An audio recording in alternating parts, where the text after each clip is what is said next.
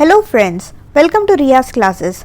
आज के सेशन में हम एक नए यूनिट की शुरुआत करेंगे, unit 3 that is organisation structure and effectiveness. This unit is part of the subject organisation theory and behaviour MCO 1 MCOM second year IGNOU. Before we begin, if you like the videos that I'm sharing, do hit the like button. Do share your comments to let me know you find all this useful for your studies. Also, don't forget to subscribe so that you won't miss out on watching and learning from my videos. So let us begin with our session. चलिए हम शुरुआत करते हैं। सबसे पहले हम देखते हैं कि इस यूनिट में हमको क्या क्या टॉपिक्स कवर अप करना है। तो शुरुआत करेंगे हम इंट्रोडक्शन से, उसके बाद हम पढ़ेंगे about concept of organisation structure. हमारे चैप्टर का नाम है ऑर्गेनाइजेशन स्ट्रक्चर एंड इफेक्टिवनेस। तो ऑर्गेनाइजेशन स्ट्रक्चर होता क्या है वो देखेंगे, उसके कंपोनेंट्स क्या होते हैं, कितने टाइप्स होते हैं, डायमेंशंस क्या क्या होते हैं। Then we will study about the organisational design and finally हम ऑर्गेनाइजेशनल इफेक्टिवनेस के बारे में पढ़ेंगे। तो ये सारे टॉपिक्स हैं जो हमको इस यूनिट में, यूनिट 3 में कवर अप करना है। चलिए तो हम शुरुआत करते हैं इस यूनिट का विद अ शॉर्ट इंट्रोडक्शन। तो अगर हम एक ऑर्गेनाइजेशन की बात करें, एक ऑर्गेनाइजेशन के अंदर बहुत सारे डिफरेंट तरीके के एक्टिविटीज़ जो है वो परफॉर्म किए जाते हैं। एक ऑर्गेनाइजेशन की हम बात करें, एक ऑर्गेनाइजेशन में डिफरेंट टाइप ऑफ क्या होते हैं, डिपार्टमेंट्स होते हैं। उस डिपार्टमेंट में लोग जो होते हैं वो ऐसे लोग होते हैं जिनका कि कुछ ना कुछ स्पेशलाइज्ड स्किल होता है। मार्केटिंग के अलग लोग होते हैं, फाइनेंस डिपार्टमेंट आपका अलग रहता है, प्रोडक्शन डिपार्टमेंट अलग रहता है। तो इसी तरीके से हर डिपार्टमेंट का मैनेजर भी रहेगा, हर चीज़ रहेगा, ठीक है।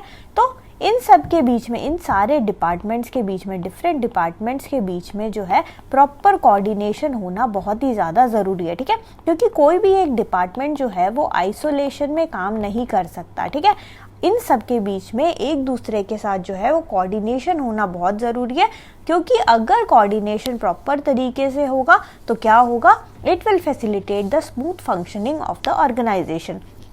तो हमारा जो फुल ऑर्गेनाइजेशन है उसका जो डिज़ाइनिंग की अगर हम बात करें, वो डिज़ाइन जो है यानी कि सारे डिपार्टमेंट्स का डिज़ाइन, हर चीज़ का डिज़ाइन, सारा जो वर्क फ्लो है, सारे जो रूल्स एंड पॉलिसीज, सब कुछ जो हमने बना रखा है, डिज़ाइनिंग जो है इस तरीके का होना चाहिए कि हमारे सारे जो एक्टिविटीज़ हैं, सारे जो फंक्शंस हैं जो कि हमारे लोगों को परफॉर्म करने हैं, और ये फंक्शंस हम क्यों परफॉर्म करते हैं, ताकि हमारे ऑर्गेनाइजेशन का जो गोल है, जो मिशन है, जो विजन हमने अपने ऑर्गेनाइजेशन के लिए बना रखा है, उसको हम जो है वो अचीव कर पाए। तो इन सब के लिए एक स्टेबल स्ट्रक्चर का होना बहुत ही ज़्यादा ज़रूरी है।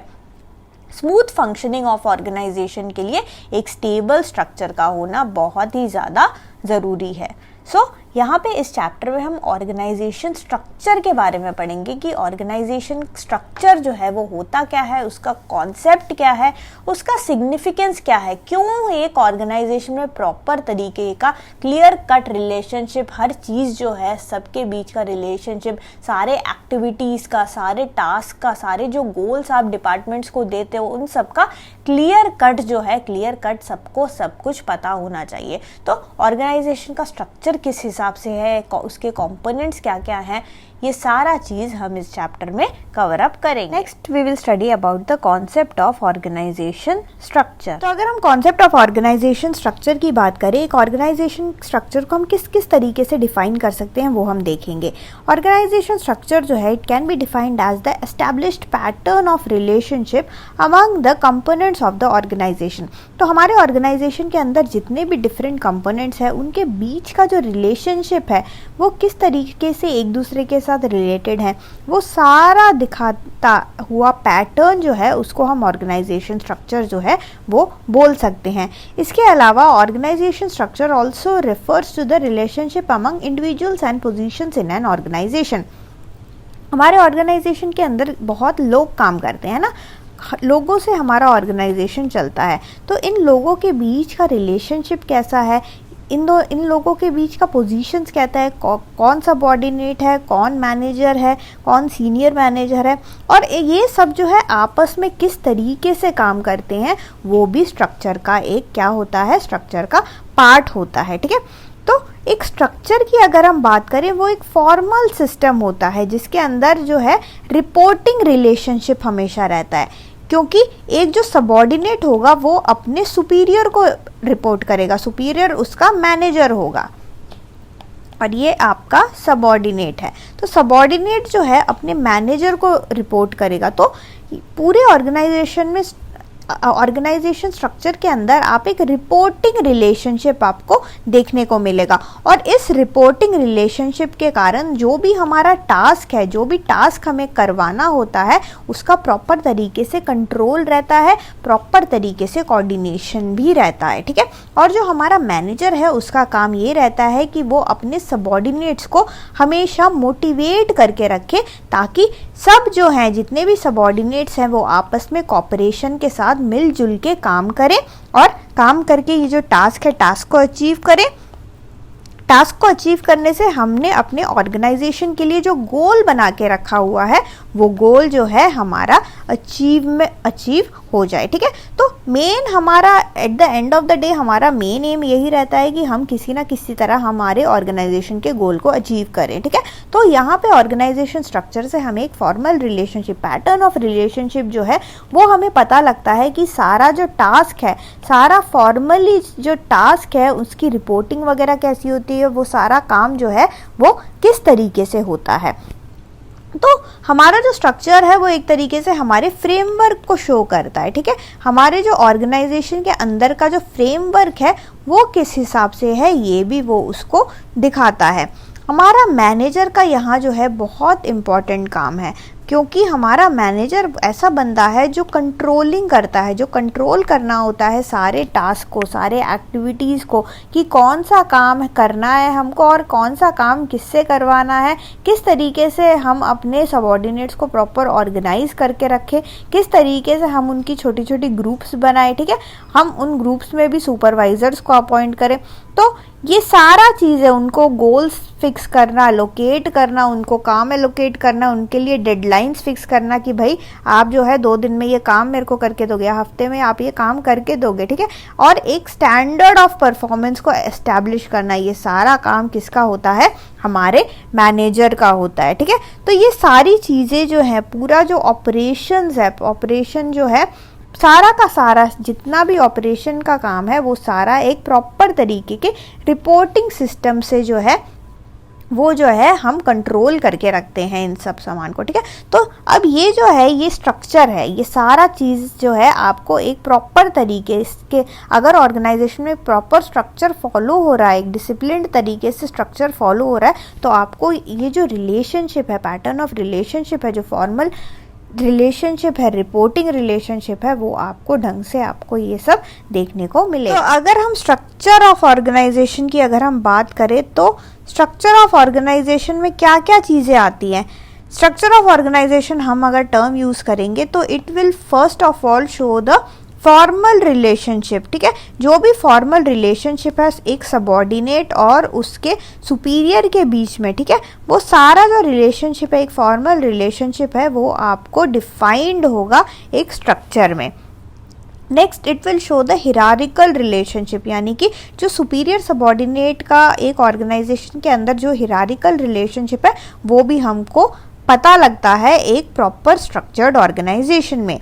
नेक्स्ट ऑल द टास्क और activities that are assign to different persons and the department. Structure को देख के आपको पता लग जाएगा कि किस बंदे को क्या काम एलोकेटेड है। नेक्स्ट चीज़ जो आपको पता लगेगी that is the coordination of various task and activities, की सारे टास्क जो हैं, डिफरेंट तरीके के टास्क होते हैं ना, वो टास्क जो है किस तरीके से कोऑर्डिनेटेड है, प्रॉपर तरीके से सारे एक्टिविटीज़ कैसे कैसे हो रहे हैं, वो सब आपको प्रॉपर स्ट्रक्चर देख के समझ आ जाएगा। एंड फाइनली वहाँ पे जो है प्रॉपर तरीके के पॉलिसीज़ होंगे, रूल्स होंगे, ठीक है। ऐसे अगर एक स्ट्रक्चर्ड ऑर्गेनाइजेशन है तो वहाँ पे आप देखोगे प्रॉपर तरीके के पॉलिसीज़ होंगे, प्रॉपर तरीके के रूल्स होंगे जो कि रिटर्न रूल्स होंगे, ठीक है। एक स्टैंडर्ड होगा कि आपको है इस लेवल का परफॉर्मेंस देना है, दिन में आपका आउटपुट इतना होना चाहिए, तो इस तरीके से आपका परफॉर्मेंस का स्टैंडर्ड भी होगा, उसको इवैल्यूएशन करने का प्रॉपर मेथड भी होगा वहाँ पे, ठीक है। तो ये सारे के सारे चीज़ें, ये सारा प्रॉपर स्ट्रक्चर्ड ऑर्गेनाइजेशन में आपको ये सब चीज़ें आपको देखने को मिलेंगी, ठीक है। सो एक स्ट्रक्चर्ड ऑर्गेनाइजेशन जो होता है, इट इम्प्लाइज दैट वहाँ पे फॉर्मल रिलेशनशिप रहेगा, हिरारिकल रिलेशनशिप आपको शो होगा, टास्क जो होंगे वो प्रॉपर तरीके से सबको एलोकेटेड होंगे, कोऑर्डिनेशन रहेगा सबके बीच में, और वहाँ पे रूल्स एंड पॉलिसीज़ जो हैं ये सारे लगे रहेंगे ताकि हम जो है प्रॉपर तरीके से हर चीज़ को इवैल्यूएट कर सकें कि हमारा टास्क जो है वो टाइमली हो रहा है कि नहीं, हमारे जो सबऑर्डिनेट्स हैं वो ठीक से परफॉर्म कर रहे हैं कि नहीं,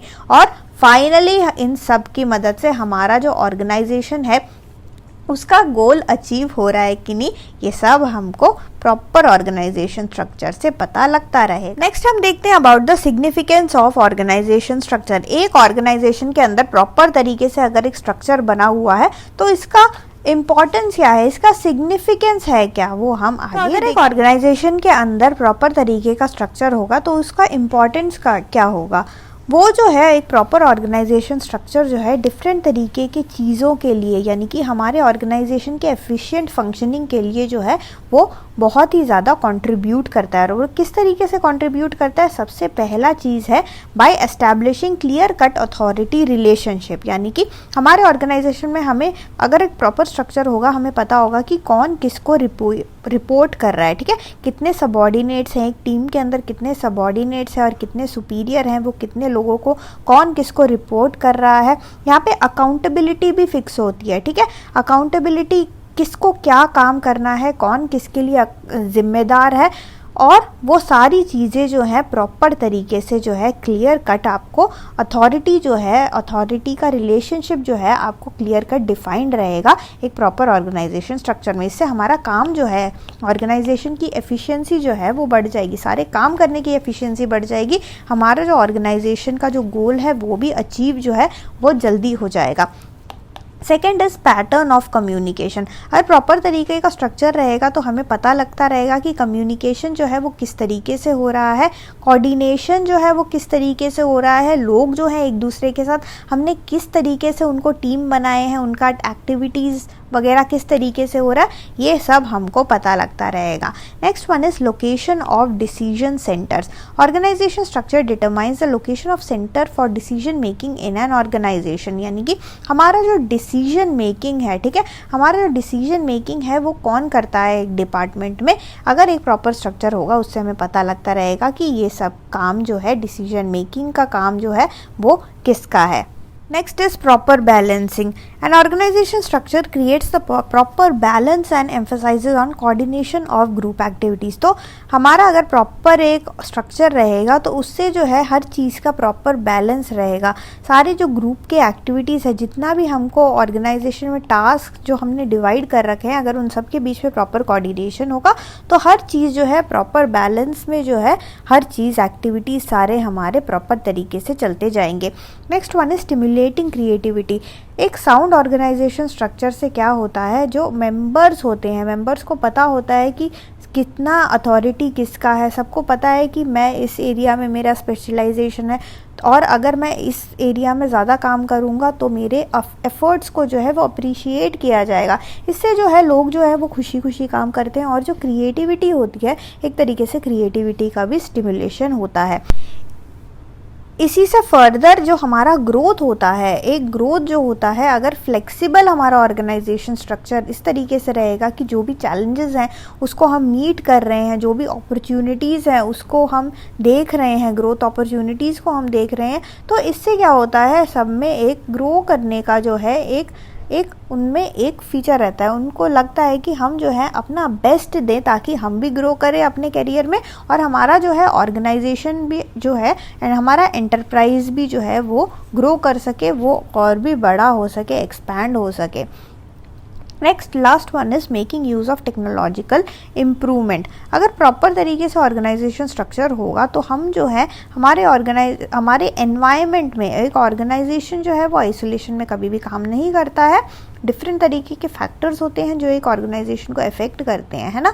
तो अगर इनसे हमें लड़ना है, अगर इस ऑर्गेनाइजेशन, इस डायनामिक एनवायरनमेंट में अगर हमें काम करना है तो हमारा स्ट्रक्चर जो है एक ऑर्गेनाइजेशन का वो अडेप्टिव होना चाहिए। जो भी चेंजेस ऑर्गेनाइजेशन के बाहर हो रहे हैं उससे हमारे ऑर्गेनाइजेशन अडेप्ट कर सके, ताकि हम उस एनवायरनमेंट में सरवाइव कर सके, क्योंकि बहुत ज़्यादा हार्श एनवायरनमेंट रहता है। हमारे जो कॉम्पिटिटर्स हैं, एक्सट्रीम कंपटीशन कभी कभी रहता है, तो उन सब से लड़ने के लिए, उन सब से आगे बढ़ना है हमें, तो हमें जो है टेक्नोलॉजिकल इम्प्रूवमेंट्स वगैरह करते रहना पड़ेगा। ठीक है, तो ये सब जो है, अगर हमारा एक प्रॉपर ऑर्गेनाइजेशन स्ट्रक्चर रहेगा, इस सब से जो है हमारे ऑर्गेनाइजेशन को ही फ़ायदा होगा। ये सारी चीज़ें जो है, ये सारे जो बेनिफिट्स हैं, एक ऑर्गेनाइजेशन स्ट्रक्चर अगर प्रॉपर होगा, ये सारे उसके बेनिफिट्स हैं।